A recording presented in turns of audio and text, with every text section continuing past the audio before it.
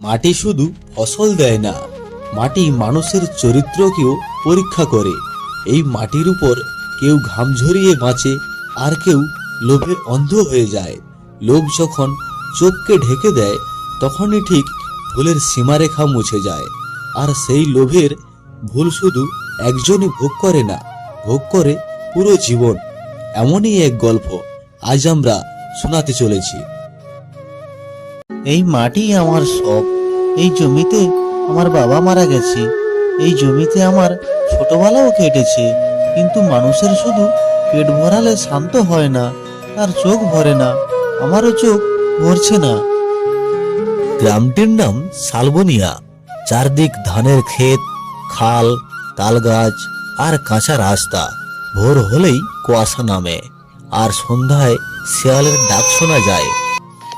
হরিপদ ঘোষ এই গ্রামে সবচেয়ে পরিশ্রমী চাষি ছিল, এমনটাই লোক সবসময় বলতো। কিন্তু সময় বদলায়, আর সবচেয়ে বেশি বদলায় লোভ। হরিপদর ছিল 5 বিঘে জমি। ধান হতো ভালোই, কিন্তু পাশের গ্রামের রমেন বাবু একদিন এসে বলেছিল, আরে হরিপদ যে, এই জমিতে শুধু ধান চাষ করলে হবে নাকি? এই জমিতে যদি হাইব্রিড চাষ করেন, তাহলে বছরে 2 লক্ষ টাকা দেখতে পাবেন। ধান চাষ করে আর কি হবে বলো?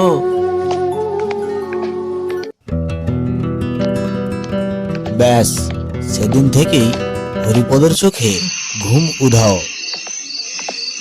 শোনো, লোভ করলে ভগবান রাগ করেন। যেটুকু আছে তাতেই তো সংসার চলছে। সব মানুষ বড়লোক হয় না হরিপদ, কিন্তু সবাই শান্তিতে থাকতে পারে। মালতী ছিল সহজ মনের মানুষ। রান্না করা, গরু দেখা, তুলসী তলায় জল দেওয়া, এই ছিল তার দুনিয়া। কিন্তু হরিপদর মাথার ভিতর তখন শুধু হিসেব। আরো জমি চাই, আরো টাকা চাই, আরো ফসল চাই। একদিন বিকালে হরিপদ দেখল তার জমির পাশে ছোট্ট একটা মেয়ে কাজ করছে। খালি পায়ে, ছেঁড়া জামা, কাঁধে কোদাল। নাম তার ঝর্ণা। কাকু, এই জমিটা আমাদের। বাবা মারা যাবার পর আমি আমার মা এইটুকুতে চাষ করি। এই জমিটা আমাদের ভাত দেয়। হরিপদ কিছু বলল না, কিন্তু মনে মনে একটা হিসাব শুরু হয়ে গেল। এই জমি যদি আমার হতো, তাহলে আরো 1 বিঘে বেশি হতো। কত ধান হতো। লোক তখন ভাবনায় আর পরিকল্পনা হয়ে দাঁড়ালো। সেদিন রাতে ধান ক্ষেতের উপর চাঁদ উঠেছিল। এদিকে মালতী বাড়িতে ঘুমিয়ে পড়েছে, কিন্তু হরিপদ জেগে। মাটির দিকে তাকিয়ে সে বলে, মাটি, তুই যদি আমাকে আরো দিস, আমি তোকে ভুলবো না। মানুষ কি বলে তাতে কি আসে যায়? শেষ তো টাকাই কথা বলবে।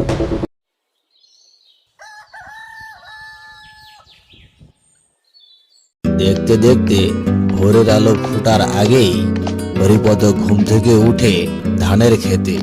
শিশিরের আবহাওয়া, কাঁচা মাটির গন্ধ। আগে এই সময়টায় তার মনে শান্ত থাকতো, আজ বুকের ভিতরটা ভারী।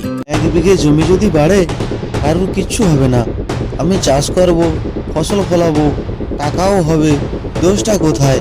সে জানতো মেয়েটির জমিটা ঠিকঠাক নেই। ওর বাবা বেঁচে থাকায় কাগজ ঠিকঠাক করেনি। এই সুযোগটাই আমাকে কাজে লাগাতে হবে। একদিন সকালবেলা ঝর্ণা কোদাল হাতে জমি নিয়ে কাজ করছিল। হরিপদ ধীরে ধীরে কাছে এগোলো।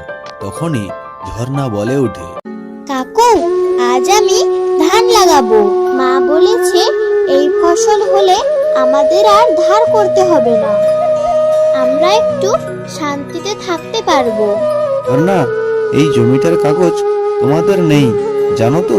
কাল যদি সরকার আসে, সবকিছু কেড়ে নিয়ে যাবে।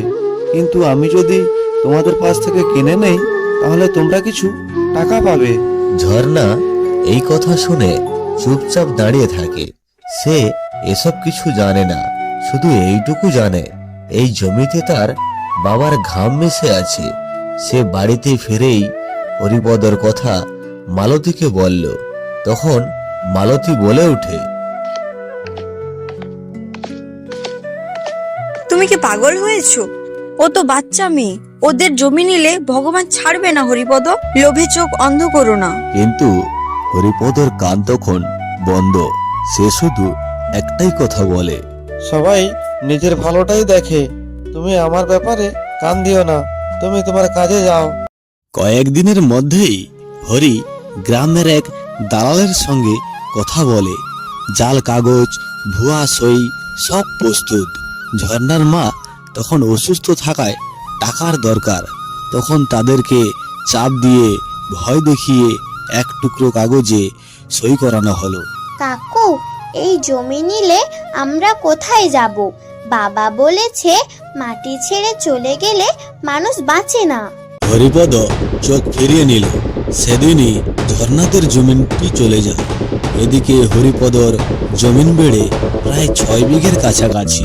প্রথম বছর ফসল হলো চোখে পড়ার মতো। ধানের বস্তা, টাকা, গ্রামের নাম। লোকজন বলতো হরিপদ এখন বড় লোক। কিন্তু ঝর্ণা আর তার মা গ্রাম ছাড়া, খালি পায়ে খালি হাতে। আমি খারাপ কিছু করিনি, সবকিছু আইনের মধ্যে থেকেই হয়েছে। দুনিয়ায় কে কার জন্য দাঁড়ায় বলো? শেষে সবাই নিজের টাকার দিকেই তাকায়। রাতে ধান ক্ষেতের মাঝখানে দাঁড়িয়ে হরিপদ হাওয়ার মধ্যে একটা শিশুর কণ্ঠ হঠাৎ শুনতে পেল। কেউ যেন কাঁদছে। কাকু, আমাদের জমিটা ফেরত দাও, আমরা খুব অসহায়। হরিপদ এই আওয়াজ শুনেই থমকে দাঁড়ালো। সে জানতো না এই কণ্ঠস্বর তার পিছু ছাড়বে না।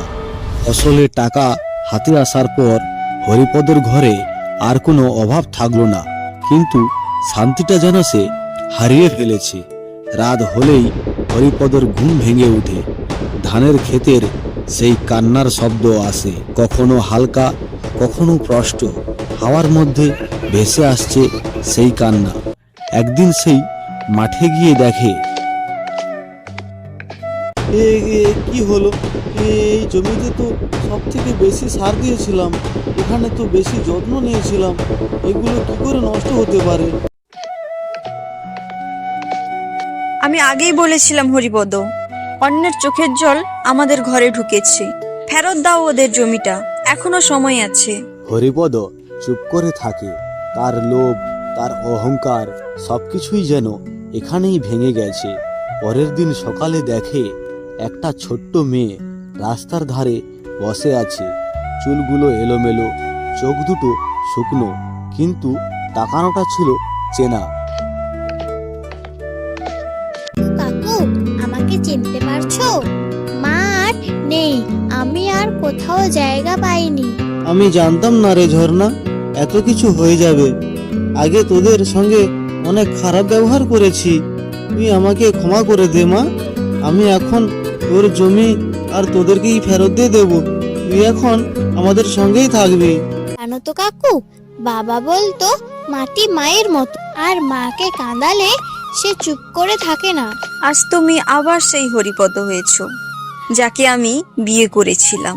টাকা কম থাকলেও মনটা পরিষ্কার থাকুক, এটাই তো জীবন। কাকু, ওই জমিটা কি সত্যি আমার?